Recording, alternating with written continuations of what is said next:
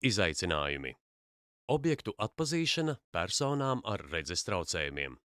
Personas ar redzes traucējumiem bieži saskaras ar grūtībām atpazīstot un identificējot objektus, ar kuriem viņi sastopas ārpus pazīstamās vides, jo īpaši tos, ar kuriem viņi nekad iepriekš nav saskārušies. Risinājuma piemērs.